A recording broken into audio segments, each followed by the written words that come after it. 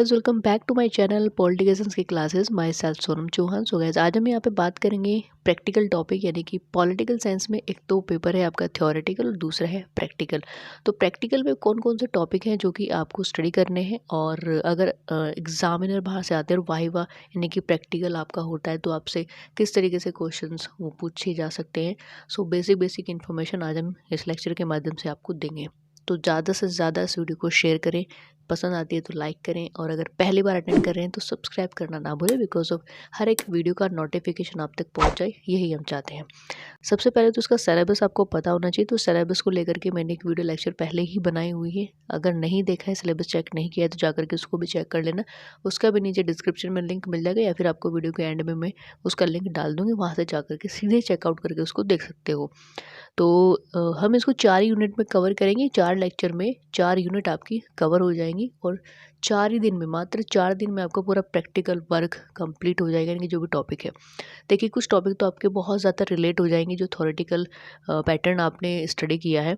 जैसे हम right to equality, right to freedom की बात करें, है ना, इस तरह की जो भी चीज़ें होती हैं वो आपने पहले से ही पढ़ रखी हैं, तो आपको ज़्यादा यहाँ पे प्रॉब्लम नहीं होगी। तो लेकिन हाँ, जो बेसिक इन्फॉर्मेशन है वो आपको पता होनी चाहिए। तो चलिए स्टार्ट। जब हम बात करते हैं यहाँ पे यूनिट फर्स्ट की, तो यूनिट फर्स्ट में आपके 4 टॉपिक हैं, यानी कि भारतीय संविधान की प्रस्तावना यानी कि प्रियम्बल, और राइट टू इक्वालिटी यानी कि समानता का अधिकार, राइट टू लिबर्टी यानी कि स्वतंत्रता का अधिकार, और साइबर अपराध और साइबर सुरक्षा यानी कि साइबर क्राइम और साइबर सिक्योरिटी के बारे में जो बेसिक इन्फॉर्मेशन है वो उस क्लास के जरिए आपको दी जाएगी।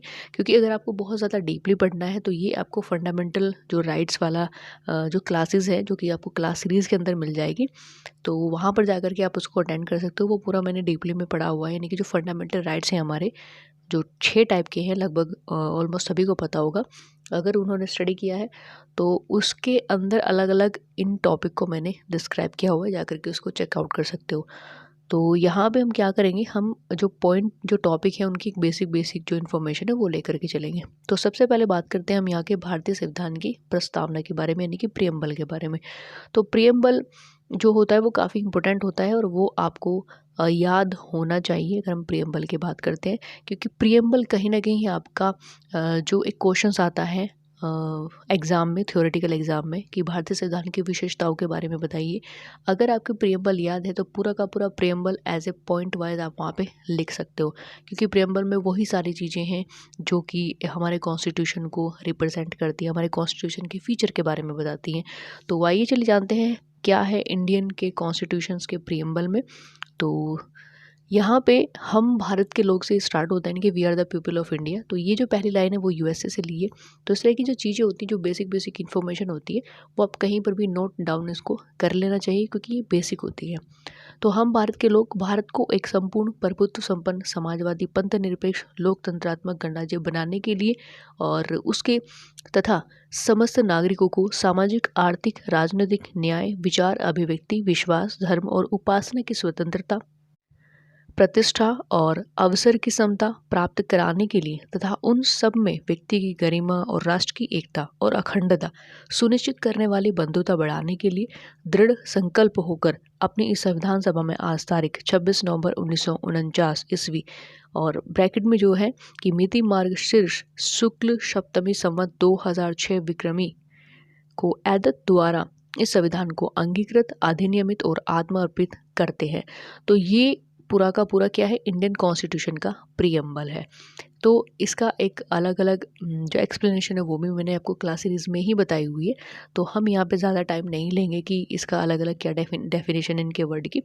तो ये बहुत ही आसान से वर्ड है, बहुत ही इनकी सिंपल सी डेफिनेशंस निकलती है। और अब बात करते हैं यहाँ पे इसमें नेक्स्ट टॉपिक की, यानी कि समानता का अधिकार, यानी कि राइट टू इक्वेलिटी। तो प्रकृति ने सभी को समान बनाया, और नैतिक आधार पर हम सभी समान हैं, यही प्राकृतिक समानता। अगर हम समानता की बात करते हैं तो नागरिक समानता से तात्पर्य यह है कि कानून की दृष्टि में प्रत्येक नागरिक समान होना चाहिए। इट मीन्स, यानी कि कहने का मतलब यह है कि न्यायालय को बड़े या छोटे, धनी या निर्धन, ऊंच नीच आदि का कोई भी भेदभाव नहीं करना चाहिए।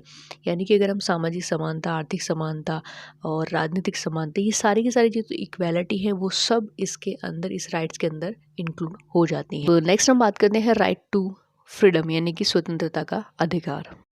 देखिए, स्वतंत्रता लोकतंत्र का एक आधारभूत स्तंभ है, यानी कि लिबर्टी की अगर हम बात करें तो वो एक बेस की तरह काम करता है हमारे। तो भारतीय संविधान में अनुच्छेद यानी कि आर्टिकल 19 से 22 तक स्वतंत्रता के अधिकार का उल्लेख किया गया है।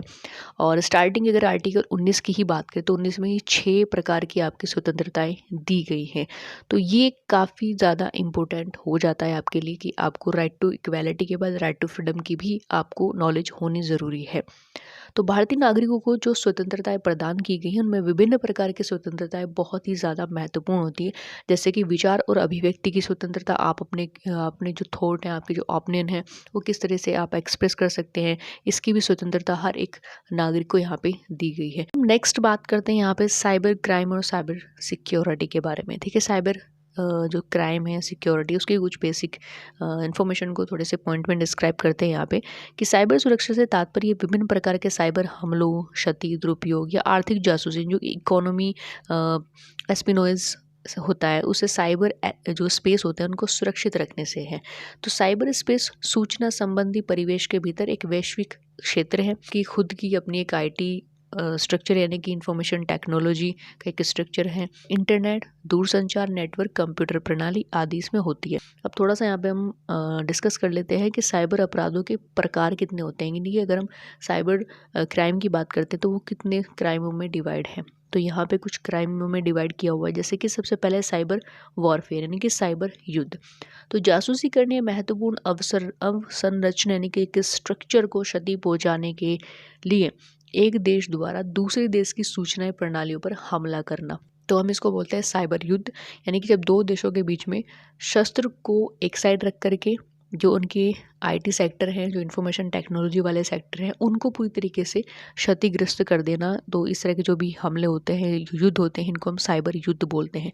दूसरा है फिशिंग, यानी कि यह ईमेल के द्वारा व्यक्तिगत, यानी कि इंडिविजुअल या वित्तीय सूचनाओं को प्राप्त करने के लिए किया गया एक कपटपूर्वक प्रयास है। यानी कि कहने का मतलब ये है कि आपको ये जो फिशिंग होता है, इसका मतलब होता है कि एक ऐसा क्राइम है, यानी कि एक ऐसा साइबर क्राइम है जो आपको ईमेल के ज़रिए आपसे इंडिविजुअल, आपकी जो अकाउंट की डिटेल है या आपकी जो भी इंफॉर्मेशन है वो निकालता है, झूठ बोल करके निकालता है। जैसे काफ़ी बार आपके पास कॉल वगैरह भी आती है, मतलब फ्रॉड कंपनी की या फ्रॉड बैंकिंग की। कस्टमर जो होते हैं वो फ्रॉड होते हैं, तो आपको इधर उधर की बातें करके आपसे, मतलब जो इन्फॉर्मेशन होती हैं, जो डाटा होती हैं, उन्हें कलेक्ट कराने का काम करती हैं। तो उसको बोलते हैं फिशिंग। तीसरा यहाँ पर साइबर स्टॉकिंग। तो किसी को परेशान करने या डराने के लिए इलेक्ट्रॉनिक संचार माध्यमों का बार बार प्रयोग करना ही साइबर स्टॉकिंग होता है। और नेक्स्ट है यहाँ पे पहचान की चोरी, यानी कि आइडेंटिटी थिफ्ट। तो यह एक प्रकार की धोखाधड़ी है जिसमें कोई भी व्यक्ति किसी अन्य व्यक्ति की पहचान का प्रयोग कर उस व्यक्ति के नाम से कोई भी अपराध करता है। तो बहुत ज़्यादा ये चीज़ें हमारे समाज में देखी जाती हैं। तो ये जितने भी पॉइंट है, कहीं ना कहीं ये हमारे आसपास, हमारे इन्वायरमेंट में अपने देखने को मिलते हैं। तो साइबर अपराध जो होते हैं वो अलग अलग टाइप के हो सकते हैं। तो उसमें वही है cyber stalking, fishing, cyber warfare, identity theft. और अवेयरनेस से ही आप अपने आप को सिक्योर कर सकते हैं, क्योंकि आपकी आइडेंटिटी को कोई ना चुराए और उसका जो है वो मिसयूज़ ना करें, या फिर आपकी कोई भी डाटा कलेक्शन कहीं पर भी बेवजह कोई ना मांगे, इसका आपको खुद ही ध्यान रखना होता है। और अब यहाँ पे बात कर लेते हैं कि साइबर, जो राष्ट्रीय साइबर सुरक्षा नीति 2013 है, उसमें क्या चीज़ें इंक्लूड की गई हैं। अगर हम यहाँ पे बात करते हैं इंडिया के पर्सपेक्टिव से बात करते हैं, तो के अलग अलग लेवल से निपटने के लिए एक अलग निगाह, यानी कि एक अलग ऑर्गेनाइजेशन की स्थापना करने, एक मुख्य एजेंसी का गठन करना जो कि साइबर सुरक्षा के सभी मामलों का समन्वय कर सके। दूसरा है कि एक राष्ट्रीय समीक्षात्मक सूचना अवसंरचना संरक्षण केंद्र, यानी कि NCIIPC का निर्माण करना। फिर साइबर सुरक्षा के लिए 5 लाख प्रशिक्षित लोगों के कार्यबल का गठन करना।